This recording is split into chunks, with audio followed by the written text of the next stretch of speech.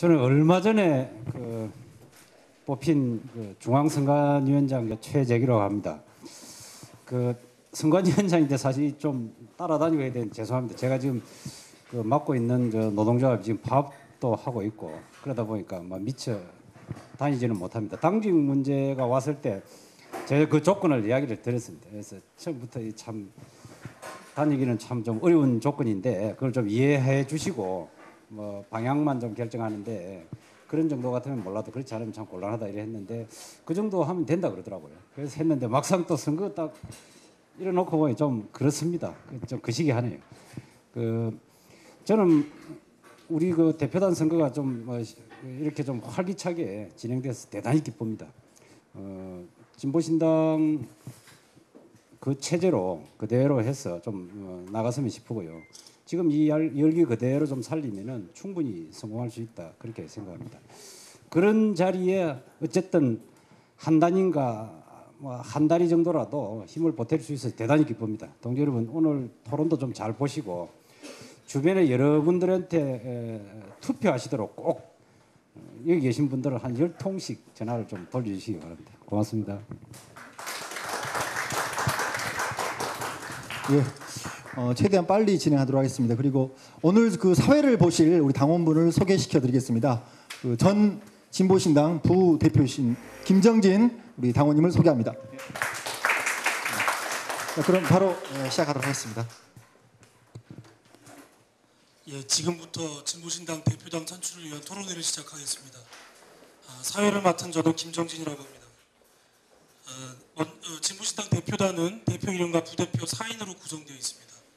현재 대표로 출마하신 후보는 홍세 후보이시고 부대표로 출마하신 후보는 일반 명부의 기호 1번 강상구, 기호 2번 김종철, 여성 명부의 기호 1번 심재혁, 기호 2번 김선아입니다.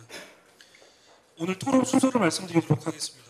먼저 대표 후보 토론이 먼저 진행이 되고요. 그 다음에 부대표 후보 토론이 진행됩니다. 대표 후보 토론은 대표 후보 인사말, 그리고 선관위에서 정한 사회자 질의, 그리고 부대표 후보의 대표에 대한 질의, 그리고 당원 질의로 구성이 됩니다. 먼저 대표 후보의 인사말을 듣도록 하겠습니다. 네, 반갑습니다. 당원 동지 여러분. 대표 후보로 나선 홍세화 당원입니다. 반갑습니다. 네, 저는 그냥 짧게 말씀드릴게요. 하여튼 오르고 싶지 않은 무대였는데 올라가고 있는 중인데요. 기왕에 올라갔으면 하여튼 최선을 다하겠습니다. 누구 못지않게 열의를 가지고 이 노력을 하겠습니다. 제가 볼테르의 말을 간혹 인용하는데요. 가장 열성을 부리는 사람이 광신자인데 그 점에 이제 착안해서 그가 말한 건데요. 광신자들이 열성을 부리는 것도 수치스러운 일이지만 지혜를 가진 사람이 열의를 보이지 않는 것 또한 수치스러운 일이다. 그래서 우리가 정말 지혜를 가진 사람들이라면 저와 함께 같이 열성을 좀 가져줬으면 부탁드리고, 특히 그것은 우선 제일 먼저 이 당 대표단 후보 선출의 투표로 표현되리라고 봅니다. 당원 여러분의 열성적인 투표를 기대하면서 제 인사말을 간단하게 줄이겠습니다. 고맙습니다.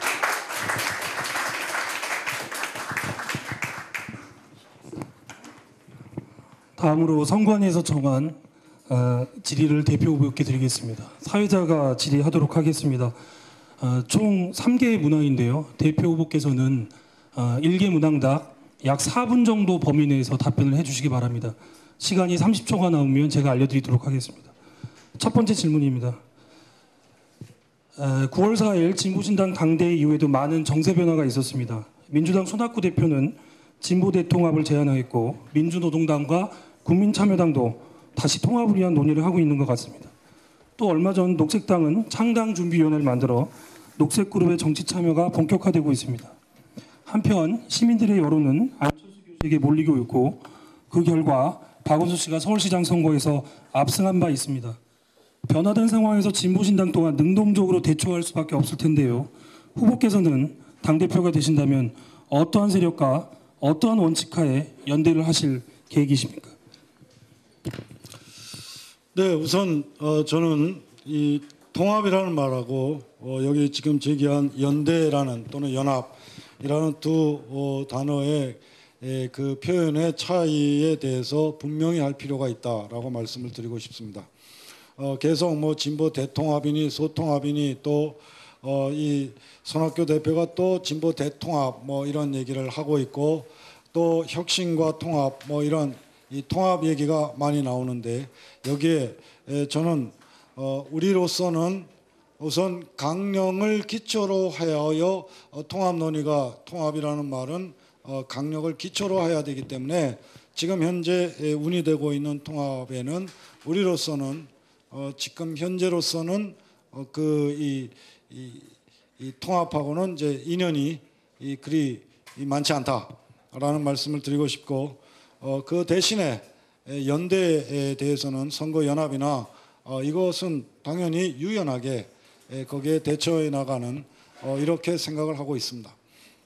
물론 이제 다른 대표단 여러분과 또 당원 동지 여러분과 토론과 협의를 거쳐 나가겠습니다만은 이 원칙은 두말할 것도 없이 이 호혜 평등의 원칙을 기조로 그 다음에 이를테면 이제 제가 주장해 왔던 다른 세력과 우리와 정치적인 지향이나 다른 세력과 공존할 수 있는 세력이 있는가 하면 극복해야 되는 세력이 있습니다. 이러한 것을 상황과 사안에 따라서 유연하게 연대할 수도 있고 연합할 수도 있는 그런 것은 운영의 묘를 가져야 한다고 생각합니다. 제가 좀 어쭙지 않지만 논어에 나오는 공자님 말씀을 논어에 나오는 뭐 공자님 말씀이죠 논어입니다만은 그것을 인용한다면 군자는 화이부동하고 소인은 동의불화한다고 그랬습니다. 제가 판단할 때 바로 우리의 지금 현 단계는 군자는 화이부동하고 소인은 동의불화, 즉 군자는 하나로 하지 않으면서도 화목할 수 있는데 소인은 동의불화, 즉 같으면서도 하나이면서도 불화한다 그랬습니다. 지금 우리가 통합을 운운하고 하는 것은 어떤 점에서 이 정치의 수준이 아직 낮은 수준에 머물러 있기 때문에 이 군자로서의 정치가 아니라 소인으로서의 정치에 머물러 있어서 무조건 하나가 되어야 한다라는 이러한 논리를 주고 있는데 그것은 곧 하나이면서도 불화하는 이런 점까지 감안한다면 정치의 수준을 높이는 것이 우리의 과제이지 하나로 통합하는 것이 이 정체성까지 흔들러 가면서 하나로 통합하는 것이 우리의 과제가 될 수는 없다는 것이 저희 기본 입장인 것입니다. 그 정도로 말씀드리겠습니다. 예, 시간을 아주 잘 지켜주시고 계십니다. 그리고 기간의 논의에 대해서 소인의 정치다라고 저 개념 정의를 해주셨는데 이렇게 명쾌한 해설은 1년 동안 들어본 적이 없었던 것 같습니다. 예, 두 번째 질문을 드리겠습니다. 2012년 총선과 대선은 진보신당으로서는 힘든 시기가 될 것으로 보입니다. 정치 세력으로서의 진보신당은 어떠한 목표를 가지고 선거에 임해한다고 보십니까? 저는 지금까지 우리 당이 이 당의 정체성, 강령에 기초한 이 정체성을 튼튼히 하고 그 기반 위에 그 당의 활동을 특히 실천적인 활동을 구체적이면서 실천적인 활동을 통하여 당의 존재감을 국민들에게 알리고 당의 존재를 알리고 당의 역량을 강화하는 데 힘을 기울이기보다는 그야말로 선거 대비한 그런 특히 이제 당의 이른바 이 명망가라고 불리는 유력 정치인들의 정치적 입지를 강화하는 데에 당이 거기에 동원되거나 이러한 그 흐름이 강해왔다고 저는 판단합니다. 그런 것이 이제 작금의 상황까지 그런 그 연장선상에서 불러왔다고 보고 있는데요.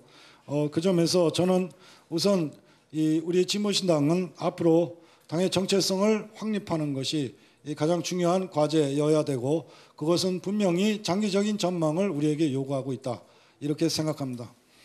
그래서 이 항상 이제 생존 문제에 대해서 그 급급해 왔던 이런 것을 좀 더 발상의 전환이 필요하다라는 생각도 하고 있는데, 저는 심지어 만약 정말 그러리라고는 생각하지 않지만 그런 각오로 임해야 된다는 그런 말씀을 드리기 위해서인데, 설령 당의 존립 이 위기가 온다고 그럴 정도 그 당의 정체성을 지켜나간다고 할 때에 그 원칙을 지켜나가기에 너무 당의 지지도나 영향력이 없어서 당의 존립이 참 어렵게 된다는 그런 상황이 설령 저는 오지 않는다고 보지만 지금 각오 이거 지금 계속 제가 전제하고 있습니다. 각오 자세를 의미하기 위해서 그런데 그런 상황이 온다 설령 그렇다 하더라도 그렇다면 그야말로 각자 하방에서 상계하고 하방에서 지역과 단위별로 그래서 새로운 날을 도모하는 그런 한이 있더라도 당의 정체성과 원칙은 지켜나가는 것이 우리가 앞으로 전망해야 되는 그런 자세가 아닌가 그런 생각을 갖고 있습니다.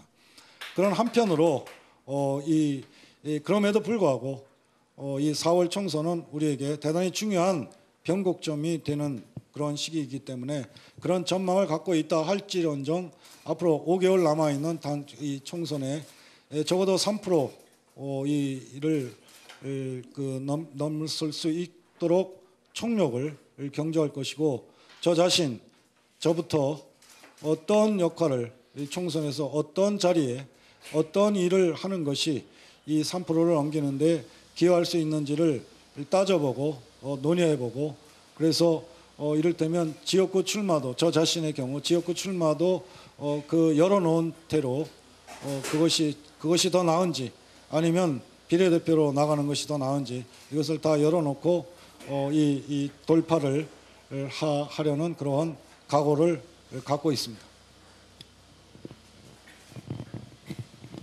예, 마지막 질의드리겠습니다. 후보님의 출마의 변을 보면 자본주의를 넘어서는 대안을 가져야 한다는 내용이 있습니다. 현재 전 세계의 시민들이 보여지는 광범위한 항의는 한편으로는 현 체제의 근본적 한계를 보여주는 동시에 또한 현존 정당에 대한 불신도 보여주는 것 같습니다. 진보신당이 정당으로서 어떠한 내용의 체제 대안을 만들 수 있다고 보시는지요? 네, 그렇습니다. 지금 지금 현재 우리 한국 사회도 마찬가지로 양극화가 심화되고 극단화되면서 미래에 대한 불안이 가중되고 있는 이런 현실 속에서 특히 이제 비정규직 정리해고 문제뿐만 아니라 불안정 고용 문제, 청년 이 실업 문제 등 대단히 어려운 이런 그 환경 속에서 국민들이 변화를 요구하고 있는 것이 이번 박원순 서울시장 선거에서 또렷이 드러났다고 봅니다. 이는 이 국민이 변화를 요구하고 있는 것에 이 기성 정당들이 제대로 대응하지 못해왔던 것을 반영하고 있는데 그 점에 있어서는 우리 진보 신당도 크게 비껴나가지 않는다고 생각합니다.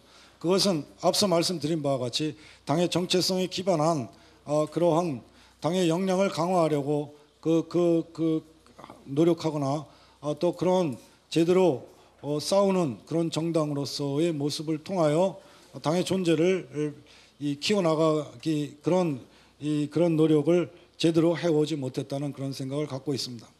앞으로 이 국민들은 변화의 요구를 통하여 이 새로운 그런 그 정치 개편을 요구하게 될 터인데 우리가 이제 주로 봐야 할 것은 결국 변화의 내용이라고 봅니다. 어떤 변화의 구체적인 내용이 어떤 것인지에 대해서 그래서 이러한 그 내용을 담아야 하는데 그 점들은 이미 제가 거기에 여러 가지 문건을 통하여 말씀드린 대로 그것을 토대로 물론 그것을 좀 더 세밀하고 섬세하게 그 내용을 충실하게 해야 되는 것은 당연하겠습니다만은 그러한 이 변화의 내용을 충실하게 담는 그런 쪽으로 이 마련해야 되지 않겠나 이렇게 생각을 하고 있습니다. 예, 시간을 너무 잘 지켜주시고 계십니다. 제가 이런 토론회 사회를 수차례 본 적이 있는데 이렇게 시간을 잘 지켜주신 후보는 본 적이 없는 것 같습니다. 그래서 추가로 한 가지만 더 간단하게 여쭙겠습니다. 이게 원래 잘 지키는 사람이 불이익 보게 돼 있는 부분이 또 있습니다. 후보께서는 출마 결정을 하셨을 때 가족들의 반대는 없으셨습니까? 혹시 있으셨다면 어떤 식으로 해결하셨습니까?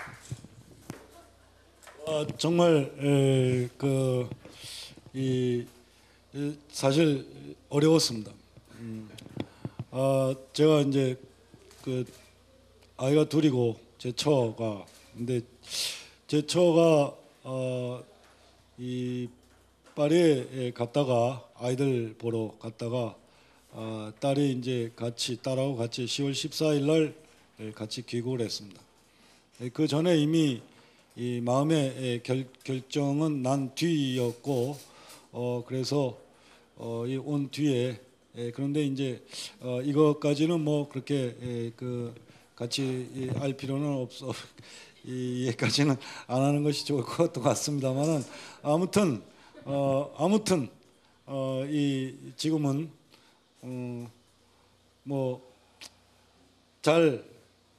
잘 되기를 제 처나 제 아이들도 바라고 있는 그런 상황입니다.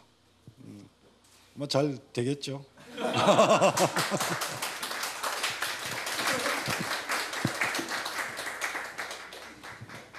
가장 어려운 정권과 자본의 반대보다 더 어려운 가족들의 반대를 해결하신 정치력을 보시면 앞으로 진보신당 모든 일이 잘 될 것 같습니다. 예. 다음 순서는 부대표 후보들이 대표 후보에게 질의하는 순서입니다. 각 1개씩 질문해 주시고요. 대표 후보께서는 질문마다 4분 내외로 답변을 해 주시기 바랍니다. 그런데 벌써 두 분의 부대표 후보께서 질의를 포기하셨습니다. 벌써 이 대표의 정치력이 여기까지 미치고 있는 것이 아닌가 하는 생각이 들면서 한편은 또 우려가 되기도 합니다. 예, 김선하 후보님부터 질의를 해주십시오. 예, 안철수, 박원순이 이번에 이제 보궐선거 때 훨씬 더 두드러졌는데 정당 정치가 아닌 그런 정치적 형태에 대한 부분이 부각이 되고 있습니다. 그런 비정당 정치에 대한 진보 정당으로서는 앞으로 어떤 걸 핵심으로 봐야 할 것인지에 대한 의견을 좀 듣고 싶고요. 또 한 가지는 한꺼번에 두 가지를 여쭈면 안 됐겠네요. 예, 한 가지만 여쭙겠습니다. 이 비정당 정치라고 이제 말씀하셨습니다. 이것이 이제 앞서 잠깐 이제 나온 말씀도 나왔습니다만은 국민의 이 요구, 이 변화의 요구에 기존 기성 정당들이 제대로 대응하지 못한 그것이 이제 희망버스로도 이제 표현이 되죠. 그야말로 이 300일 넘게 지금 85 크레인 위에 올라 있는 김진석 지도위원이 상징하고 있듯이 이 갈등, 사회 갈등을 그런 문제를 기성 정치권이 해결하고 있지 못한 이런 부분들이 이제 그대로 드러나 주고 있는 이런 것인데요.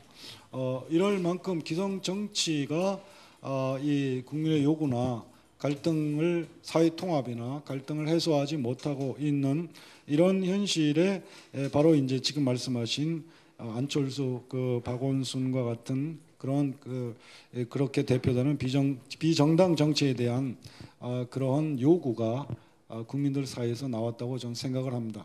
앞서 말씀드린 대로 우리 이 진보 정당도 여기에 물론 실은 진보 신당이 희망버스나 이런 거에 같이 가장 열심히 참여하고 있는 것은 긍정적으로 우리가 스스로 자평할 수 있다고 봅니다만은 그런 것을 애당초 그런 참신한 기획이나 이런 것이 실은 우리의 역량 안에 담겨 있지 못한 것은 또한 되돌아봐야 할 이런 점이라고 생각하거든요.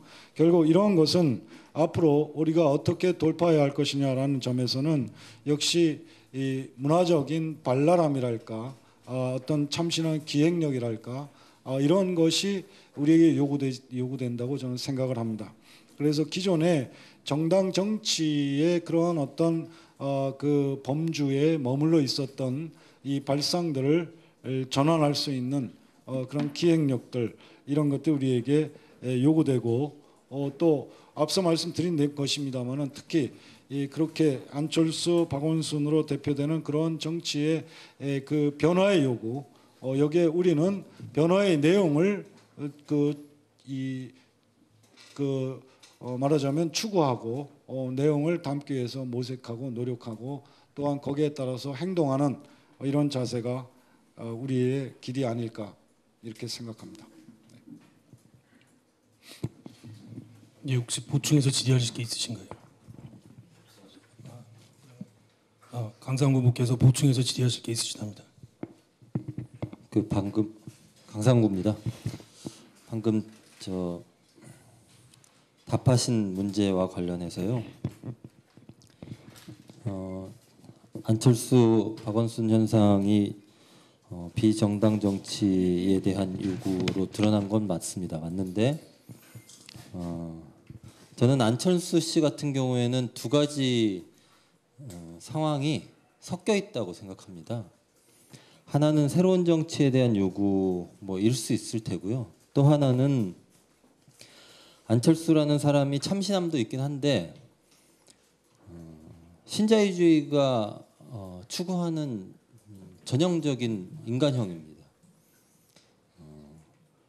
그러니까 개인이 열심히 노력해가지고 성공하는 모델, 이게 원래 대한민국에 신자유주의 도입되고 나서 모든 사람에게 강요됐던 삶의 모델이고요. 기업, IT 기업, 의사, 교수 하나도 하기 어려운 걸 다 훌륭히 해냈다고 하는 그 점에 대한 공경, 이런 게 섞여 있다. 그래서 안철수를 통해서 투영되는 대중의 열망은 새로운 정치에 대한 열망인과 동시에 신자유주의가 요구했던 성공하고 싶다라고 하는 열망이라는 것이고요. 그래서 저는 변화의 내용이 좀 더 명확해져야 된다고 생각합니다. 희망버스하고 안철수 현상하고는 명백히 다르고, 그래서 아까 그 변화의 내용이 내용을 만들어야 된다는 말씀을 하셨지만 거기서 더 구체적으로 말씀해 주시지는 않으셨는데요.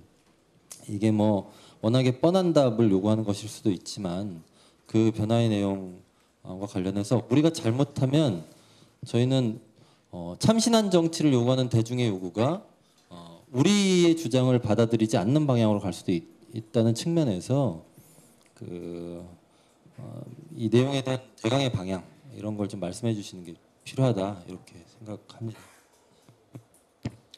네, 그것은 그 문제는 우리가 당의 강령에도 나와 있듯이 자본주의 극복이라는 과제와 맞물려 있다고 생각합니다. 결국은 이 재벌 체제의 문제, 한국 사회를 지금 짓누르고 있는 재벌 체제의 문제에 결국은 그 변화의 내용이 그 문제와 맞물릴 수밖에 없고, 가령 구체적으로 얘기하면 삼성 권력과 어떻게 대응할 것이냐라는 것에서 분명히 그 안철수나 박원순으로 대표되는 그런 정치와 우리가 지향하는 바는 분명히 거기서 그 구분점이 분명히 있을 것이고, 그런 점에서 변화의 내용이 다를 수밖에 없다는 그런 얘기를 할 수 있을 것입니다.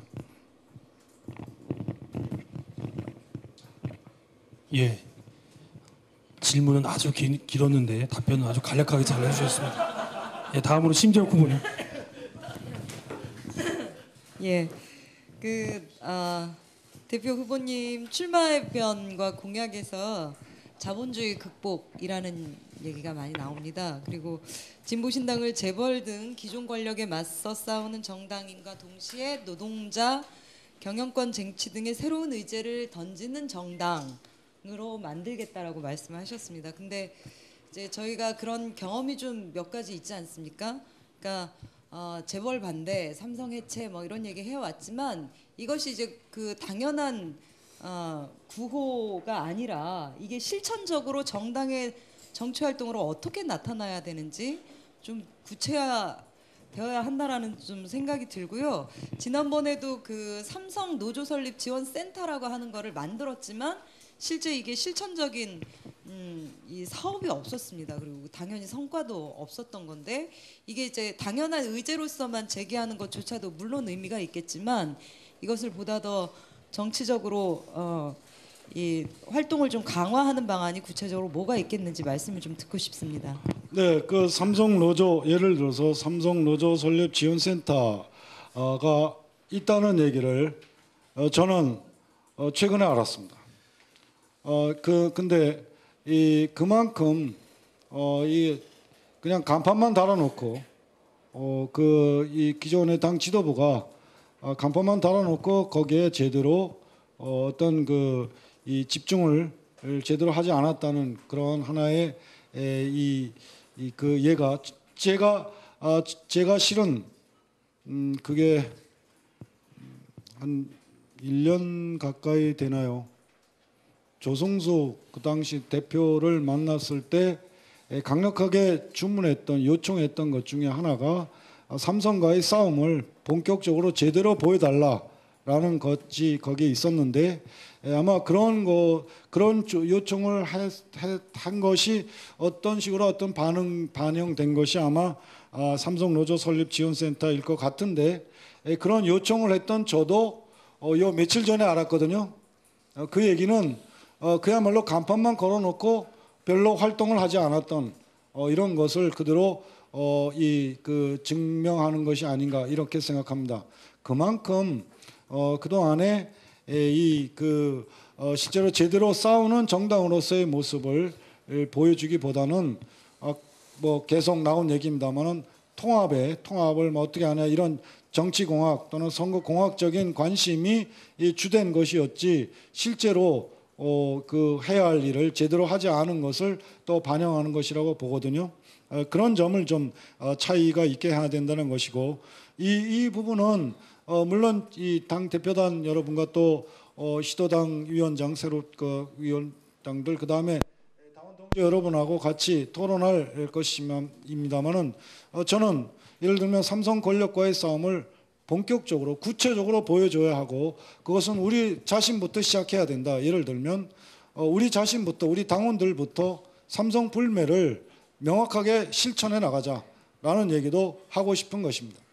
이런 것을 구체화하고 이걸 토대 위에서 예를 들면 유럽의 그 민주적인 그 노조라든지 또는 진보 정당이라든지 이런 데하고 연계하여 이 삼성의 이 반노조적인 반노동자적인 행태나 또는 그 반도체 노동자들의 이런 정말 불행하고 고통스러운 이 실태들 죽음에 이르고 있는 이런 그런데도 산재조차 받고 있지 못한 이런 현실들을 또한 또 노동조합이 억압되고 있는 이런 현실들을 알리고 그래서 우리 국내에서는 어떤 면에서 뭐 그들이 그야말로 찻잔 속의 태풍 정도로 가볍게 여길지 모르지만 우리 스스로 하지 않으니 바로 그런 영향력을 끼칠 수 있는 그런 거하고 같이 연대도 제대로 하지 못하는 이런 점들에 대해서 되돌아본다면 그런 우리가 실제 우리 스스로 하면서 그걸 토대로 바깥을 외연을 확장해 나간다면 이것은 충분히 효과적인 그런 이 선언적 의제가 아닌 그러한 실천 방안이 충분히 될 수 있다고 저는 판단합니다.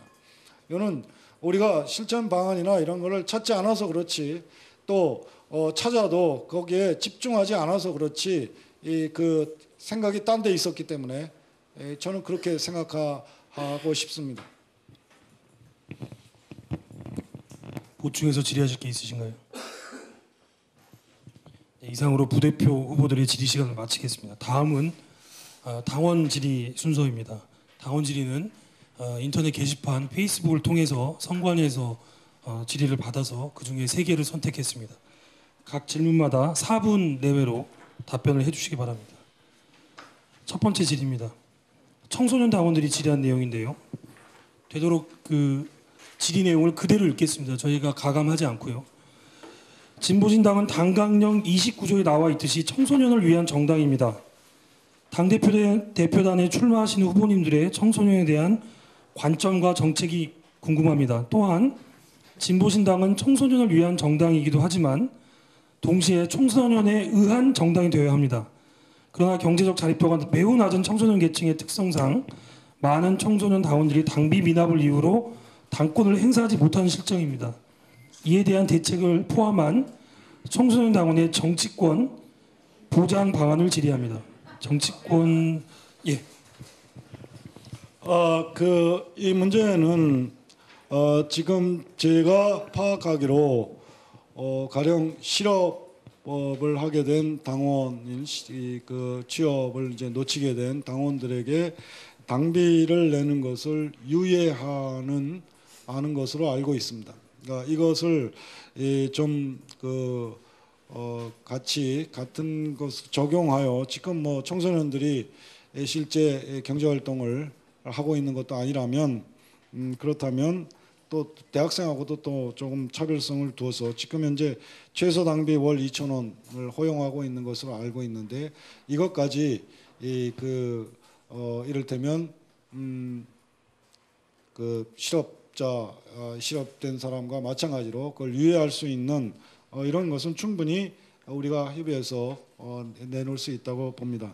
근데 더 중요한 것은 뭐 당비를 내고 안 내고 이 문제보다는 이 청소년들이 예를 들면 유럽과 같은 이런 사회에서 보듯이 이 고등학교 학생이면서도 열심히 당 활동에 참여할 수 있는 이런 문화를 우리가 창출해내는 것이 더 중요하지 않나. 또 청소년들이 모여서 같이 생활할 수 있는 또 학습할 수 있는 이런 공간들을 우리가 폭넓게 마련해주는 이런 것이 아마 더 중요하지 않겠나 이렇게 생각을 하고 있습니다. 예. 두 번째 질의 드리겠습니다. 예, 시간을 이 순서 끝나고 드리도록 하겠습니다. 예. 전북도당의 홍현진 당원의 질문입니다. 이번 서울시장 재선거에 진보신당 역시 박원순 공동선대본의 간판이라도 거는 형식으로 참여를 하긴 했는데요. 만약 앞으로 이 같은 정치정이 또다시 우리에게 펼쳐진다면 그때도 지금과 같은 선택을 하실지 궁금합니다. 선거 연대에 관한 질문인 것 같습니다. 네, 그것은 앞서 이렇게 말씀을 드렸죠. 이 통합에 대해서는 그것이 이제 하나로 우리의 정체성까지 흔들어가면서 통합하는 이런 것은 선거공학적인 또는 정치공학적인 그런 것에 너무 치우쳐 있다는 이런 말씀을 비판적인 제 견해를 말씀을 드렸고요. 선거연대나 선거연합과 같은 이런 것은 후보 단일화가 이루어지는 경우에 지금 박원순 씨의 경우가 그런 경우였는데요. 이런 상황들에 대해서는 이 사안별에 따라서 또는 상황에 따라서 아까 제가 말씀드린 대로 유연하게 거기에 유연하면서도 적극적으로 거기에 그 대응을 하겠다 이렇게 말씀을 드렸습니다. 그래서 우리 그야말로 독자 후보만을 우리가 고집하는 이렇지도 않으면서 그러면서도 당의 정체성은 지켜나가는 이런 섬세함이 우리의 어떤 무기가 되어야 하지 않을까, 우리의 어떤 그 지향이 되어야 하지 않을까 그렇게 생각을 합니다. 이것이 제가 판단할 때는 우리의 정치의 수준을 높이는 길이기도 하다고 저는 판단하고 있습니다.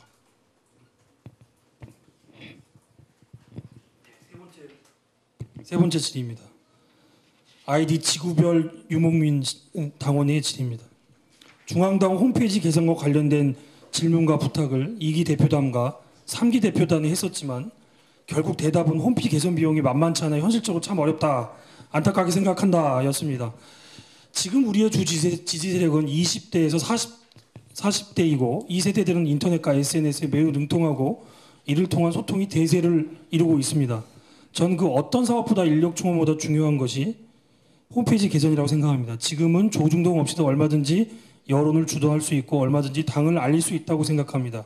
단 홈페이지 성능 개선이 우선이겠지요.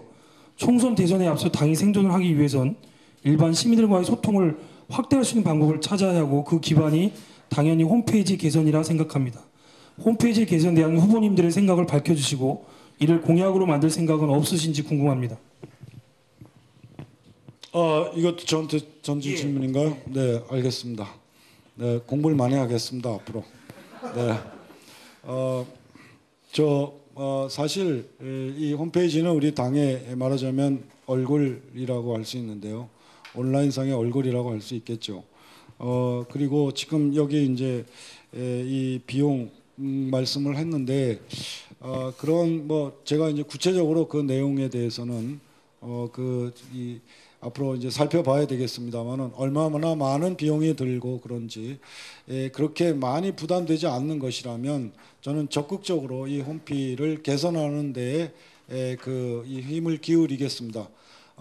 그리고 그 비용이 정말 너무 많이 든다 하면 뭐 또 모르지만 뭐 제가 판단할 때 그렇게 많이 들 것 같지는 않고 그렇다면 이 내용도 뭐 다른 재정 압박이 여러 가지가 있겠습니다만 그럼에도 불구하고 우리의 재정을 건강하게 하기 위해서 당의 역량 강화하고도 관련되는 문제이기 때문에 제가 당원들에게 요청을 통해서라도 당비 이것은 이제 나중에 이제 제가 요청을 드릴 사항이긴 합니다만은 당비를 자발적으로 인상하는 그런 방안을 통해서라도 이런 이 재정이나 그걸 튼실히 하고 그런 토대 위에서 이 홈페이지 개선은 이 비용 때문에 개선을 못한다. 기술적으로 좀 어렵다 이런 건 모르겠지만 비용이 모자라서 못하겠다 이런 것은 저는 그것은 극복할 수 있도록 할 것이고 특히 요즘 SNS와의 연계 시스템을 충실히 하는 데에는 이 비용을 아끼지 않겠다는 말씀을 덧붙이겠습니다. 예, 대표 후보님께서 간략하게 답변을 아주 잘해 주셔서 시간이 좀 남았습니다. 그래서 여기 지금 현장에서 플로어의 질의를 좀 받도록 하겠습니다. 한 2, 3분 정도만 받고요. 가급적 질문을 해주시지 의견을 말씀해 주시는 거는 조금 삼가해 주셨으면 합니다. 혹시 반대 의견 있으시면 그냥 나중에 반대표 찍으시지 여기서 정확하게 얘기하실 필요는 없으실 것 같고요. 진짜 궁금한 게 있으시면 질문을 해주시기 바랍니다. 예.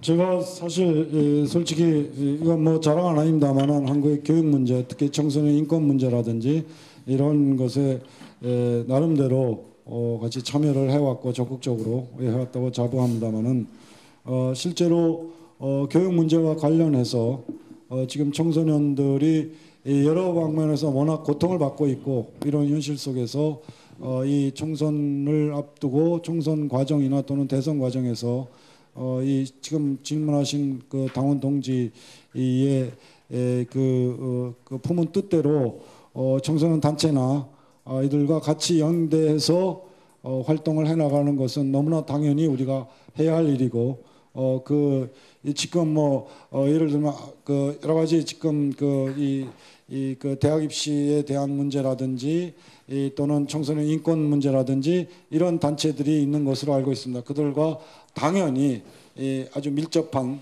연대 관계를 이루어내고 그리고 같이 총선 뭐 선거 기간이 아니라도 선거 기간이 뭐 물론이지만 계속 앞으로 연대 활동을 충실히 해나갈 생각을 갖고 있습니다. 그것은 또한 우리 당이 앞으로 장기적인 전망을 갖고 있다고 할 때 청소년들을 우리 당원으로 이 견인해낼 수 있기 위해서도 너무나 당연히 우리가 해야 할 일이라고 생각을 하고 있습니다.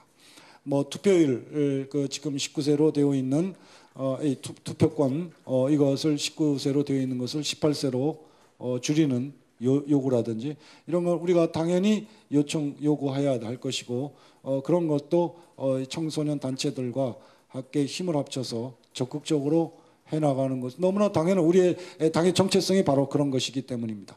네.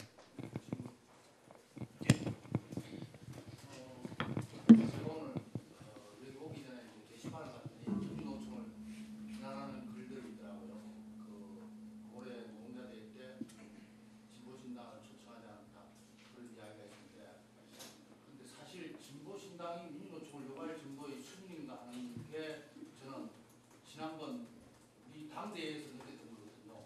당대회에서 당의 절차와 민주주의를 무시하고 집권상정이라는 걸 갖다 그 당시에 집행부가 올리고 그걸 통과시키는 과정들을 보면서 야 민주노총의 우파들도 이렇게 하지 않는데 적어도 진보 정당에서 이렇게 당 의장들이 이러한 절차를 무시하고 민주주의를 파괴하는 행위를 하고 그리고 이제 미래는 우리의 과거를 통해서 미래를 바라볼 수 있잖아요.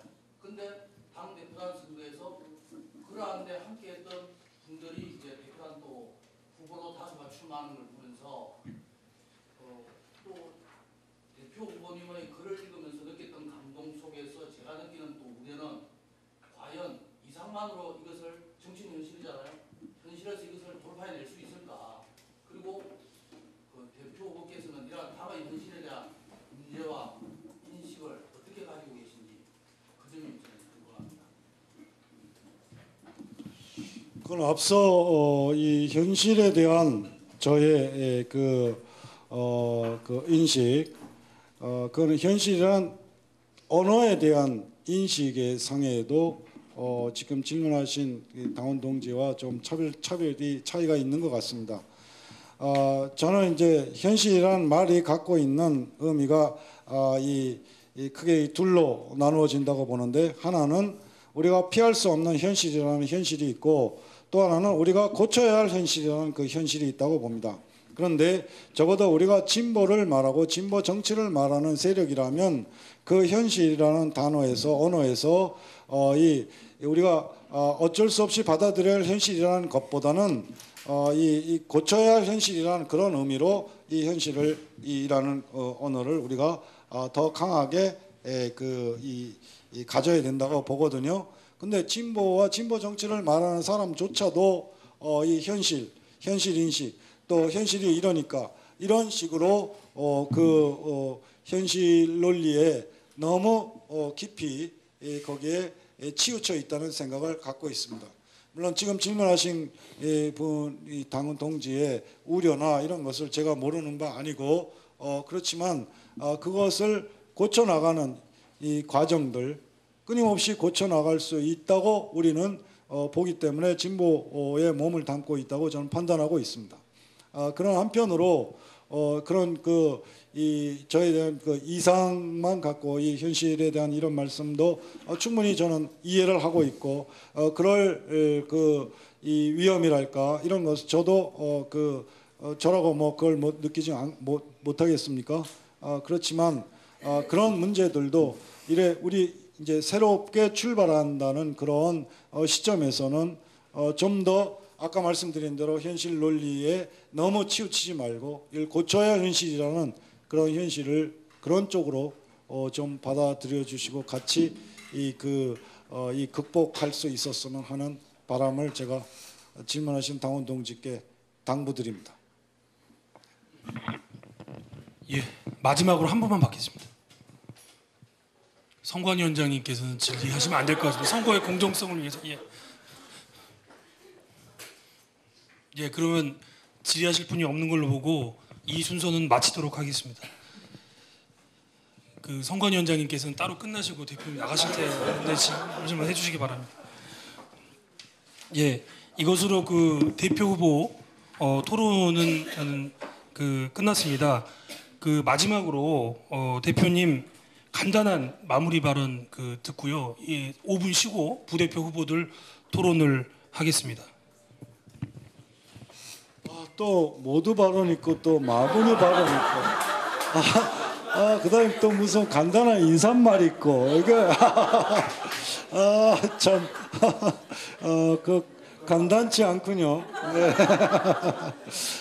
저는 뭐 다른 거 아니고 우리 이 당의 강령에 아주 자주 나오는 만남이라는 오늘 지금 만남의 구체적인 한 모습인데요. 이 만남 누가 그랬죠? 우리 강령을 기초한 분이 상봉이어서 만남이다. 상봉이 곧 만남이니까 이랬는데 아무튼 이 만남의 뭐랄까요? 이 과정들, 만남의 과정들 자체에 담겨져 있는 그런 따뜻함 이런 것이 결국 그런 우리 앞으로 이 당 활동이나 이런 것에서 가장 기본적인 그런 관계 설정의 토대가 되었으면 하는 것이 제 바람이거든요. 결국 이 과정, 삶의 과정 자체가 우리가 바라는 그런 사회의 모습으로 적어도 당 안에서는 이루어져야 되지 않겠는가 이런 생각입니다. 그래서 예를 들면 저희가 우리 강상구 부대표 후보도 이제 많이 강조하고 있는 이 민중의 집의 정신도 뭐 결국 마찬가지라고 보거든요. 민중이 주인되는 세상을 바라는 사람들이 우선 민중이 주인인 집부터 지어보는, 그래서 민중이 주인인 집에서는 우리가 바라는 그런 만남이랄까 이런 과정들이 그런 내용들이 담기게 되는 이런 것이라면 우리의 만남 이 과정들 이런 이 자리들 이런 것부터 우리가 이 지향하는 그런 세상의 한 모습으로서의 이 그런 내용들을 담았으면 하는 희망입니다.